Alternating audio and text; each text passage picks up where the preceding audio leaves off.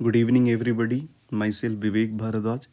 जैसा कि आप सभी को पता है कि मैं यूपीएससी सीएसई में कंप्लीट हिस्ट्री व हिस्ट्री ऑप्शनल तथा इंटरनल सिक्योरिटी, जिसे आप आंतरिक सुरक्षा भी कहते हैं, और इंडियन सोसाइटी व सोशल जस्टिस, जिसे भारतीय समाज और सामाजिक न्याय भी कहते हैं, की क्लास लेता हूँ।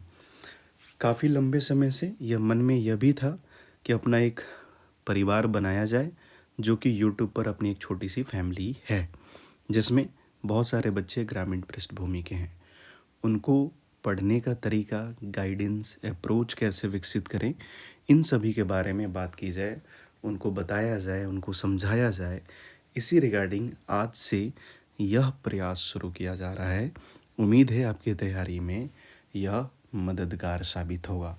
तो आज की अपनी ये एक छोटी सी वीडियो रहने वाली है, जो हम यूपीएससी 2026 को ध्यान में रखते हुए इसे रिकॉर्ड कर रहे हैं।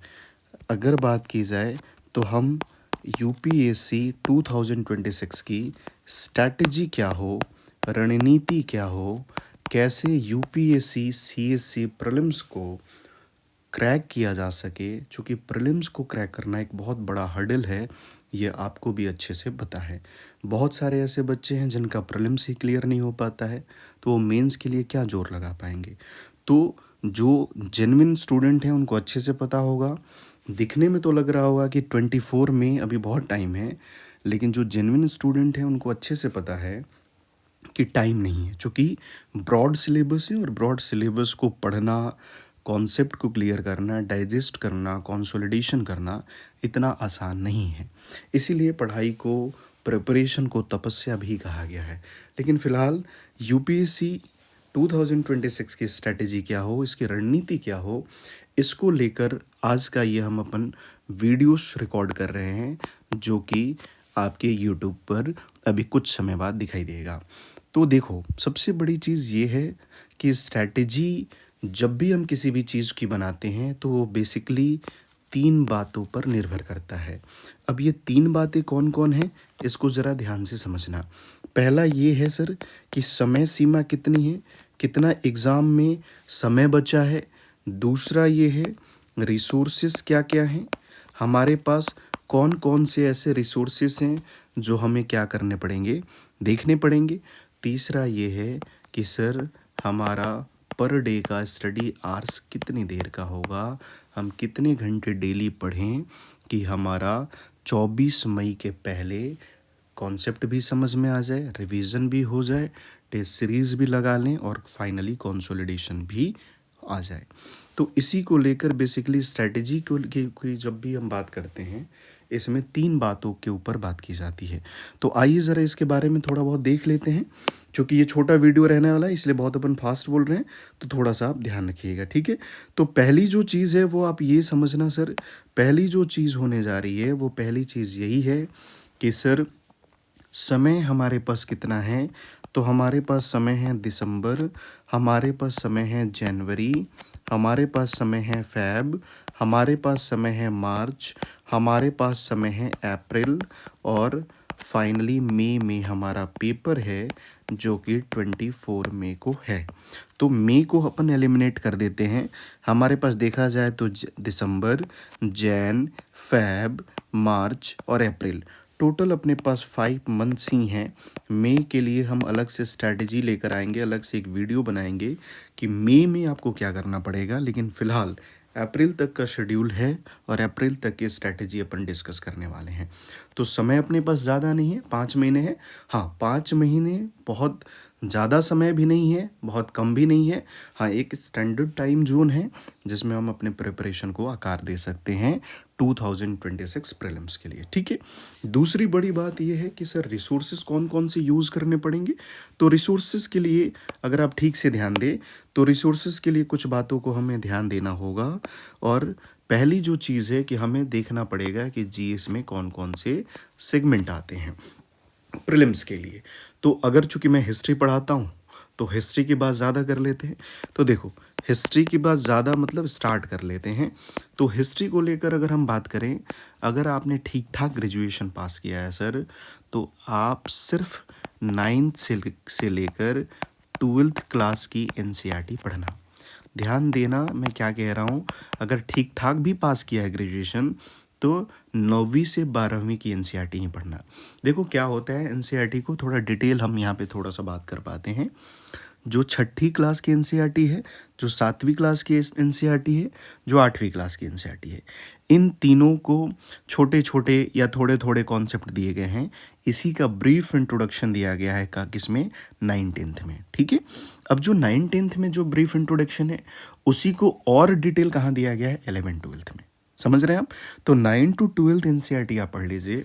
अगर आपके पास किसी अच्छे संस्थान में आप पढ़े होंगे, अच्छे टीचर से पढ़े होंगे, तो उनके आप नोट्स से रिवीजन करें, एनसीईआरटी ज़रूर पढ़ें।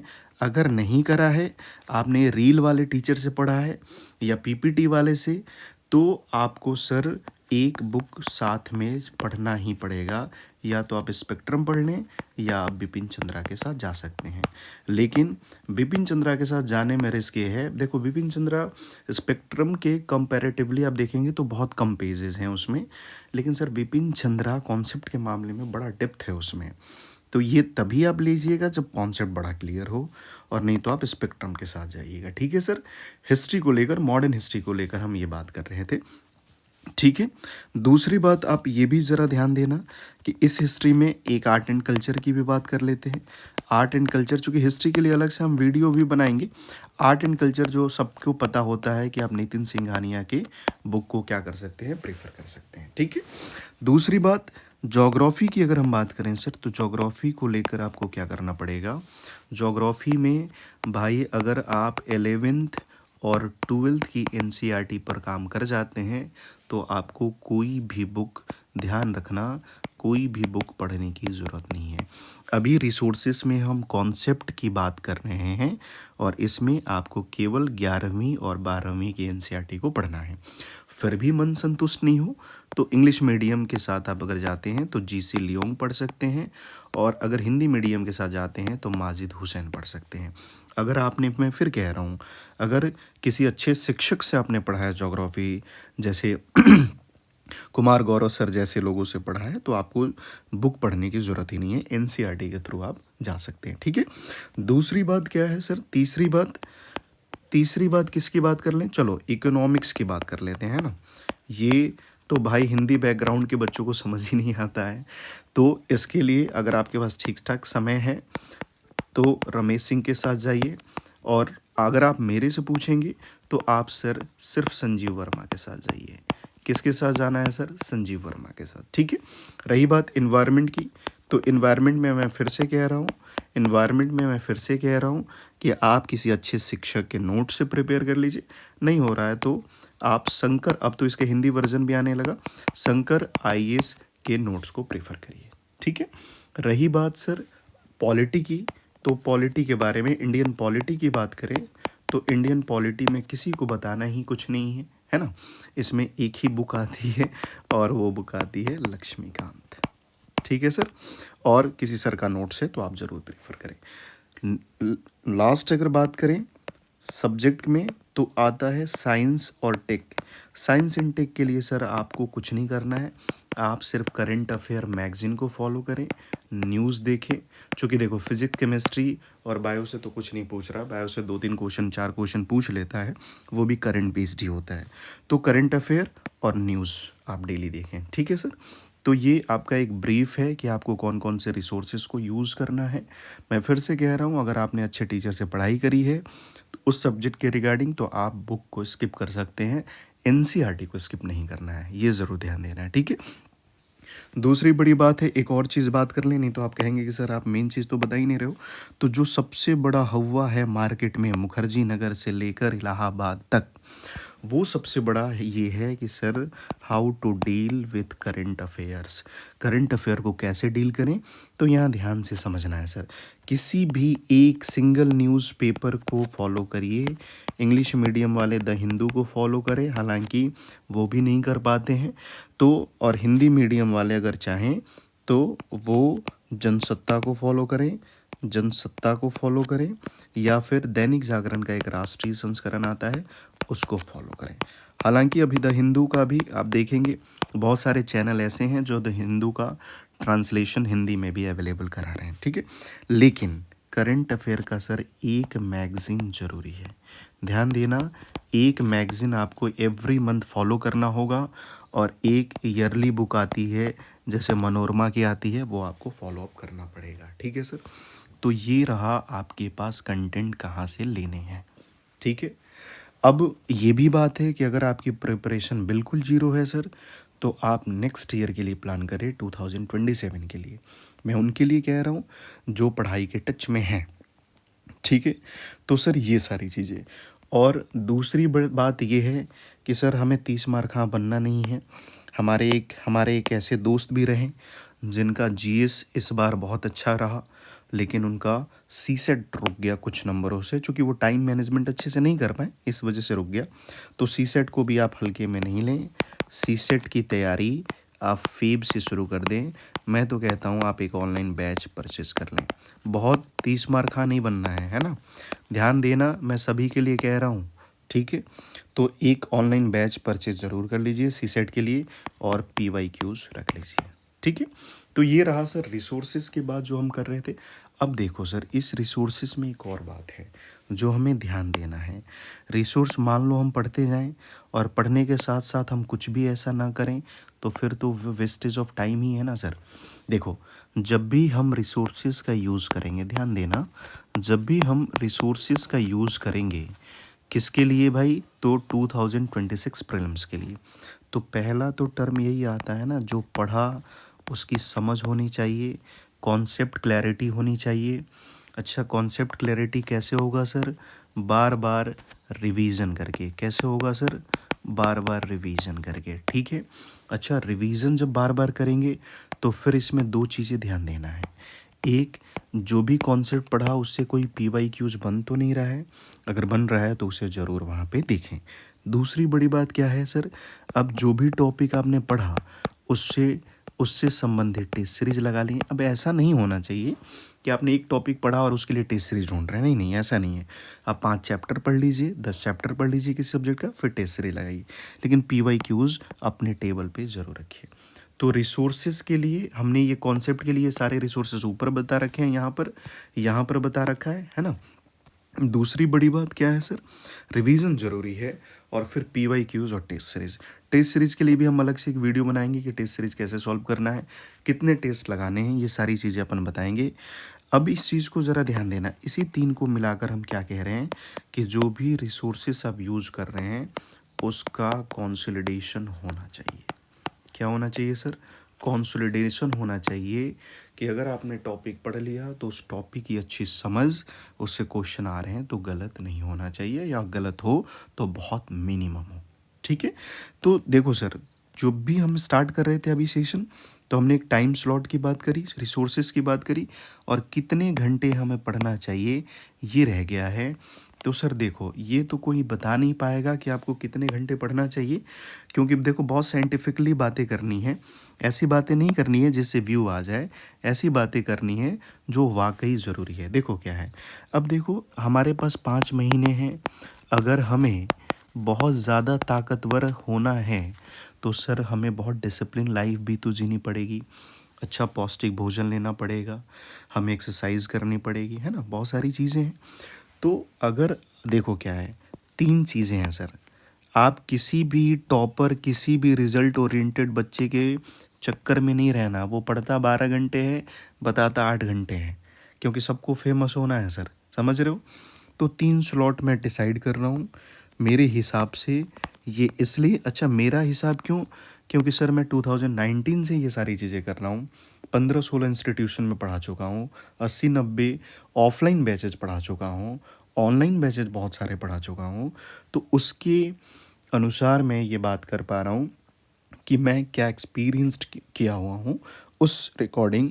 एक स्लॉट 8 घंटे का है पर डे, एक स्लॉट सर 10 घंटे का है, और एक स्लॉट 12 घंटे का है। सर पढ़ाई तपस्या है, ये बात आपको समझना पड़ेगा। जिन्होंने तपस्या की है उन्हीं का रिजल्ट निकला है सिविल सर्विस में, ठीक है सर।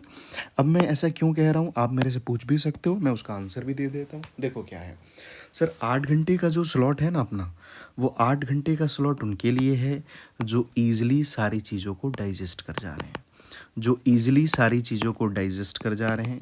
अच्छा, ईजिली कौन डाइजेस्ट कर जा रहे हैं? जो रेगुलर पढ़ाई के टच में है, जो रेगुलर रहे हैं पिछले 1 साल से, उनके लिए 8 घंटे का स्लॉट है। 10 घंटे का उनके लिए है कि सर सुबह पढ़ते हैं 3 दिन बाद भूल जाते हैं, तो उनके लिए कितने स्लॉट है सर? तो 10 घंटे का।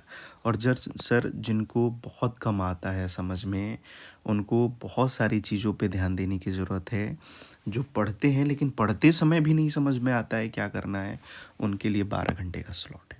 तो जो रेगुलर है उनके लिए, जो एवरेज है उनके लिए, और जो बिलो एवरेज है उनके लिए, तो ये 12 घंटे का स्लॉट, 10 घंटे का स्लॉट, 8 घंटे का स्लॉट, ये आप अपने अकॉर्डिंग, आप अपने से बहुत ऑनेस्ट रहिएगा सर। अपने से आप ईमानदार रहेंगे तभी आप अपनी चीज़ों पर काम कर पाएंगे। अगर आप अपने से ईमानदार नहीं रहेंगे, अपनी चीज़ों पे काम नहीं कर पाएंगे। ये बात अपने मन में हमेशा बैठा के चलना, ठीक है। चलो, तो ये हमारा स्लॉट है। अच्छा, अब एक चीज़ और है कि सर ये भी तो बता दो हमें कि 8 घंटे में क्या क्या पढ़ना है। तो देखो, 8 घंटे में आपको क्या पढ़ना है।